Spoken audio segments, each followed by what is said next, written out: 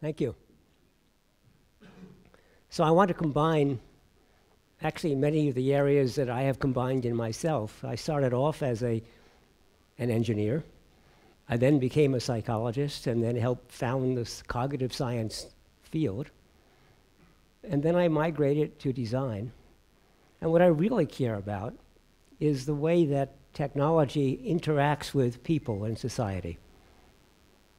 And that's a very important topic with relevance to persuasion. So I want to actually talk about what is happening today, most of which you know, but I'm going to remind you. And I want to talk a little bit about some design theory, which actually comes from cognitive science, which I'll use to talk about the impact of persuasion and perhaps a possible resistance. So let me start by examining something very different from what we've talked about, namely all the forces that are allied against us, asking us to do things against our will, in two different meanings of the word will.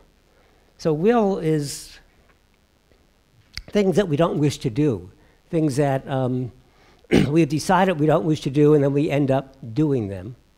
Or against our will, as in free will, where we are persuaded perhaps to buy something that we didn't otherwise think that we needed or wanted.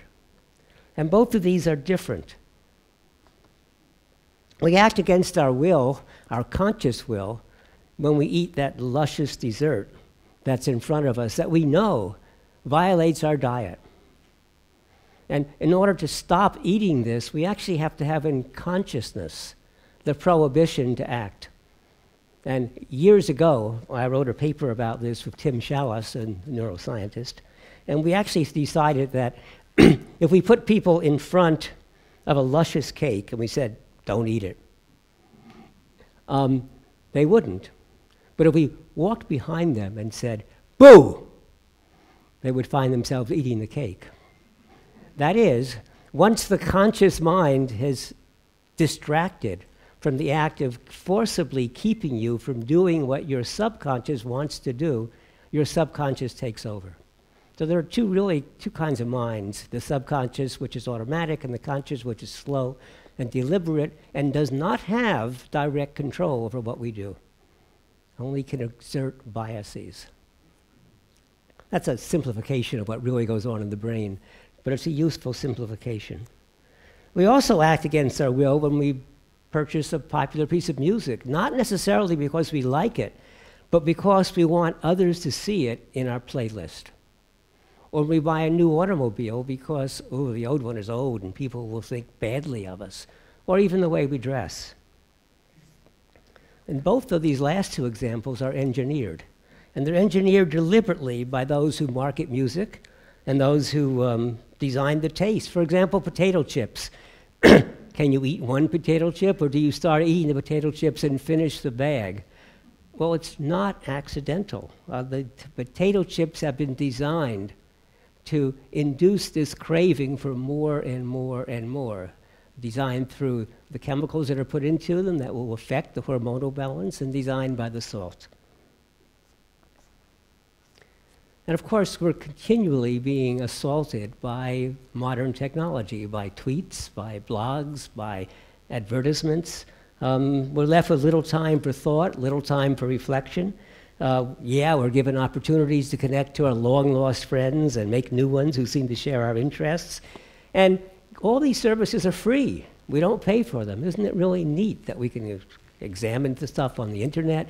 We can tweet, we can go to Facebook, we can go to Netflix. Well, that we have to charge for. But on the whole, most of this stuff is free. Now, in the 20th century, that was a long time ago, we got used to having things for free like radio and television, or things that were subsidized like newspapers so we didn't have to pay the full cost. And we thought that was not a bad trade-off. Well, we knew what the trade-off was. It was advertising. By allowing ourselves to be subjected to ads, we got these things for free, and it wasn't too bad because the advertisement was very explicit. We knew when it started, we knew when it stopped, and we could ignore it, go out and get a drink when the ad comes on television, or in the newspaper, read it or not. We could choose where to move our eyes. Well, that trade-off was simple, but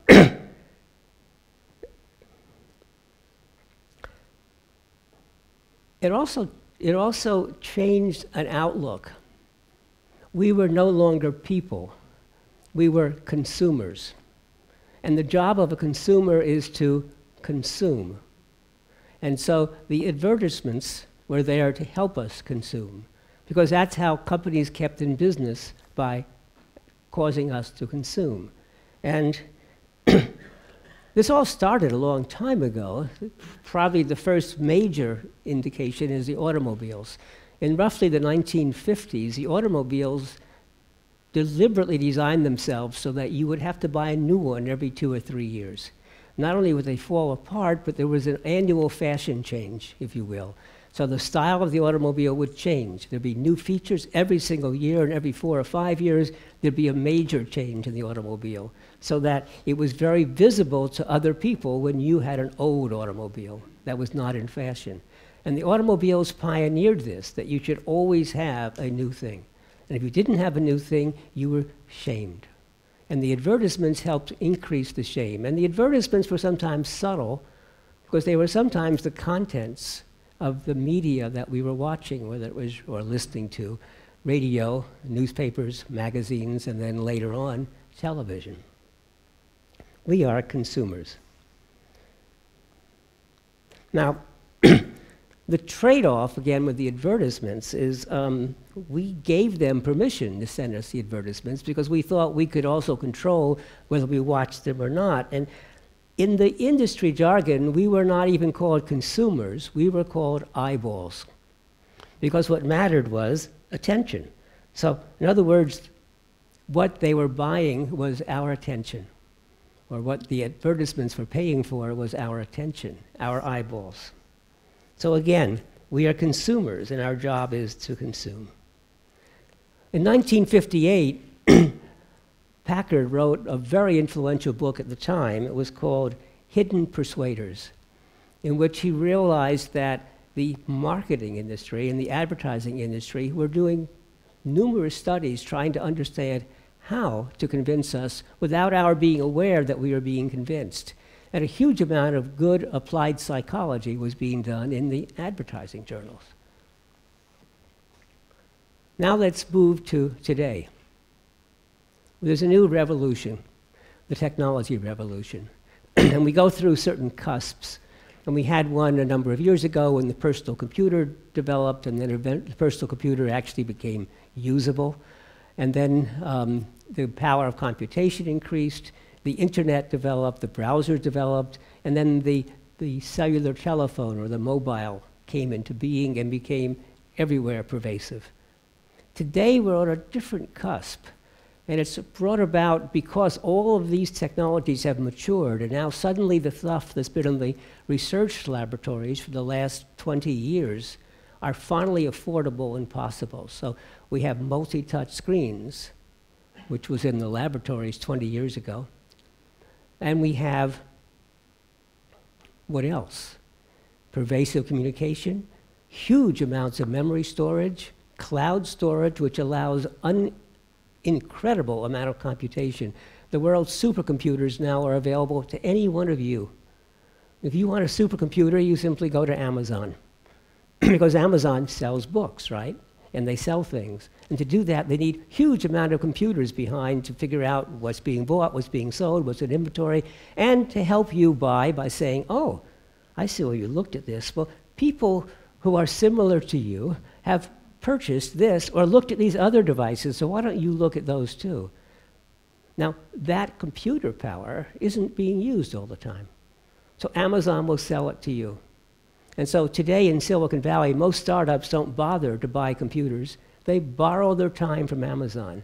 They borrow their memory from Amazon, because that way it's very flexible. And if you need to put together 1 million processors, you can do it.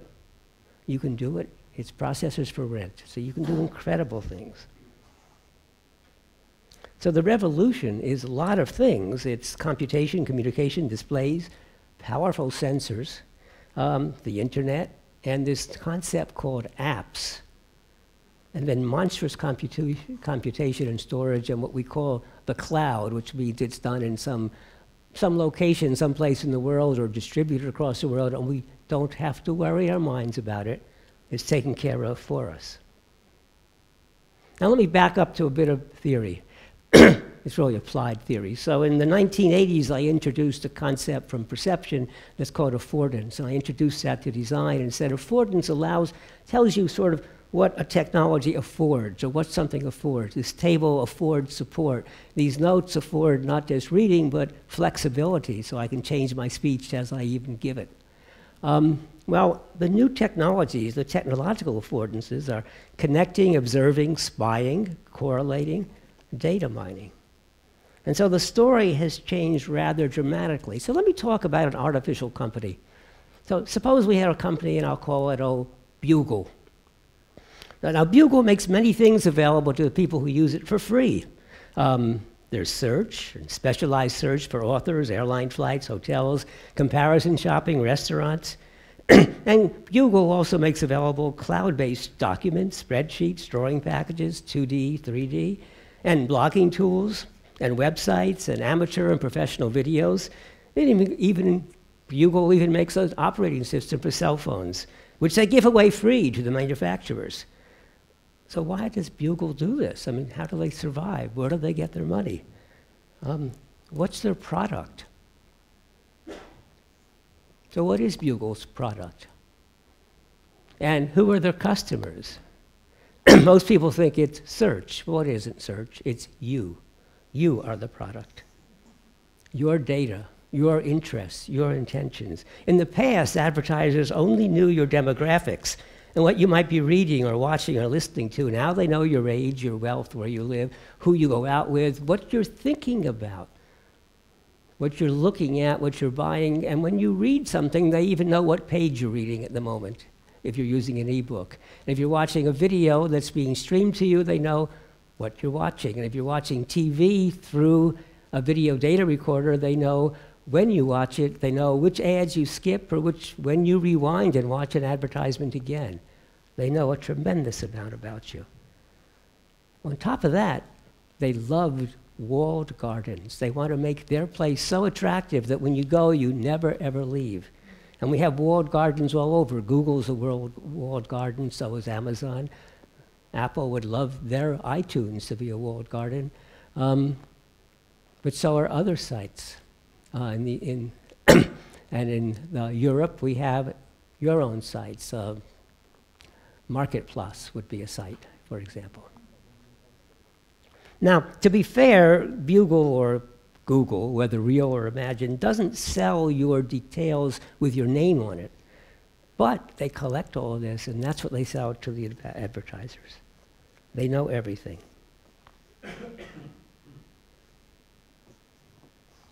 Now, this is coming even more places, so that, look at the internet. Where is the internet? Well, it's on your phone, it's on your computers, it's in your car, it's in your navigation system, it's on your TV. LG just released a TV set that has the internet built in, and they released it with advertisements. So they have a company that provides advertisements on your TV set whenever you turn it on. So you have in your entertainment center, your TV set's connected to the internet, as is your Blu-ray DVD player, as is your video data recorder, as is whatever service you use for streaming video if you want. And of course your computers and your cell phones, and pretty soon your toilet and your refrigerator and your microwave oven. And for that matter, there is a new thermostat on the market that is connected to the internet so it knows what the weather forecast is.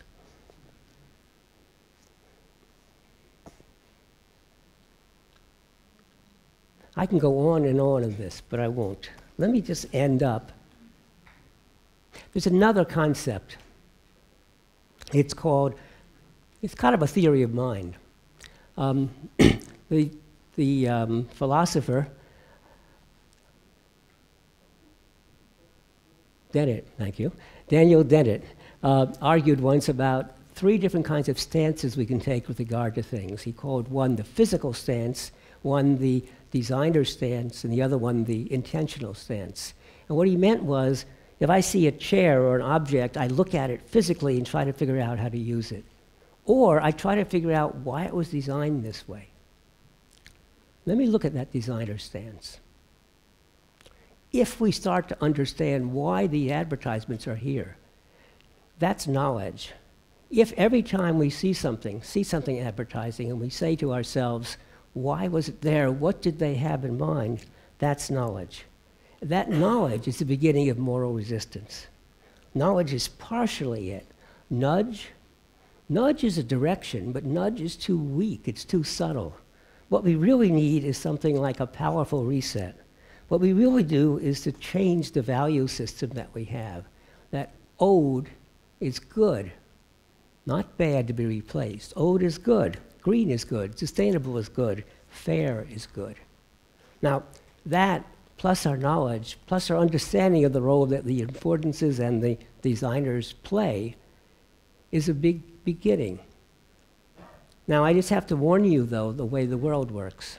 Just like spammers spam, we build in anti-spam devices. Spammers are clever. They get around the anti-spam devices. They produce more. Terrorists terrorize.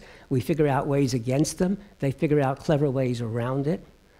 People who try to break into our security are especially good. They're computer science professionals. They break into the system. We fix that break. They find a new one. The same will happen with a knowledge game. And so it's time to reset, but we'll have to be resetting for the rest of eternity. Thank you.